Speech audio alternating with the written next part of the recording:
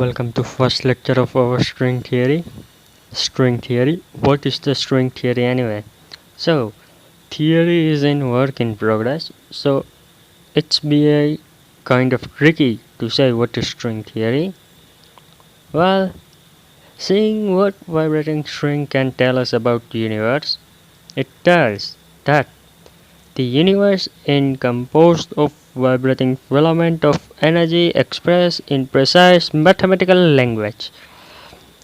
The strings of energy represent the most fundamental aspect of nature. The theory is also predicts other fundamental objects called brains. All of matter in our universe consists of vibrations of this string and brains.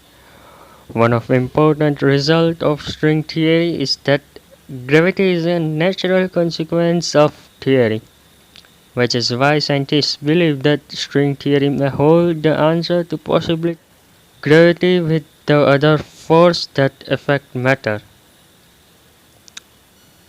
Well, using tiny and huge concepts to create a theory of everything. String theory is a type of higher energy theoretical physics which is practiced by particle physicists.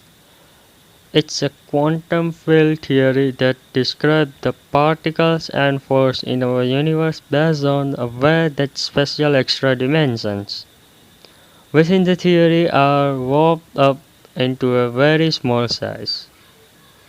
Among a force needed to be described is, of course, gravity.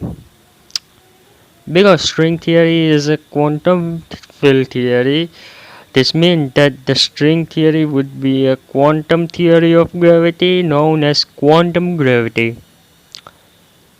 The established theory of gravity, general relativity, has fluid dynamic space-time, and one aspect of string theory that's still being worked on is getting this sort of space-time to emerge out the theory.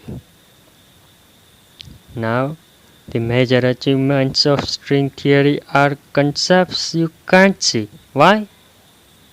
Because unless you know how to interrupt physics equations, string theory uses no experiments that provide new insights, but it has revealed an profound mathematical relationship with the equations, which lead physicists to believe that they must be true.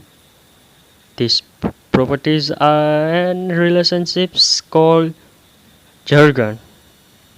A quick look at where string theory has been. The string theory was originally developed in 1968 as a theory that attempted to explain behavior of hydrogen inside particle accelerator, such as a proton, neutron, and particles that make up an atom nucleus. Physicists lately realized that theory could also be used to explain some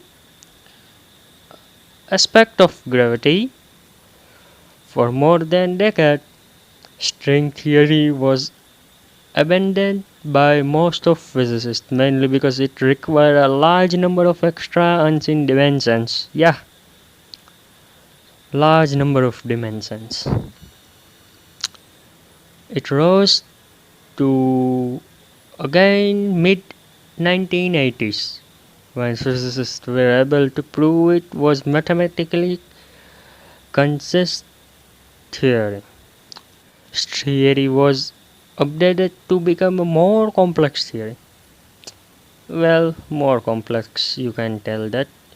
That theory known as M theory. These new objects were called brains, and they could have anywhere from 0 to 9 dimensions. The earlier string theory were seen as approximation of more complex M theory. Introducing the key elements of string theory. There are five key elements. It's best for you to become familiar with these key concepts. Let's see. First one, string theory predicts that all objects in universe are composed of vibrating filaments of energy, known as string. Second, string theory attempts to reconcile general relativity with the quantum physics. Third, string theory provides a way of unifying all fundamental forces of universe. Um, you know that four forces are fundamental force of our universe. Well, we will see in future. Now back to fourth. String theory predicts a new connection between two fundamental different types of particle, boson and fermion, and this connection known as supersymmetry. Fifth and last one, string theory predicts a number of extra dimensions to the universe. Extra dimensions are usually unobservable. Now, when the theory was originally developed in 1970, the filaments of energy in string theory were considered to be a one-dimensional object strings. Well, one-dimensional objects have only one dimension, I mean to say direction, and which is length. This string comes into two forms, closed string and open. An open string has ends that don't touch each other, while closed string has a loop with no open ends. That's why it's called close. It was eventually found that this earlier string called type 1 string could go through 5 basic type of interactions. Here you see 5 types. Now figure which you show type 1 string can go through 5-dimensional interactions based on different ways of join and splitting.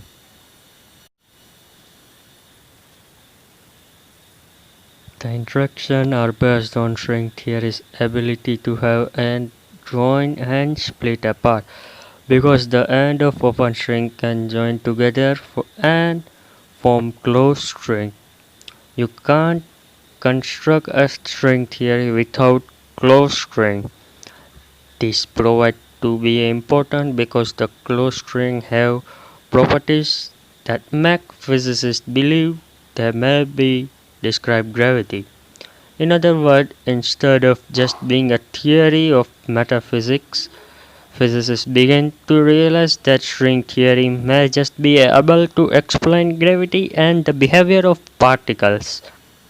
Now, quantum gravity.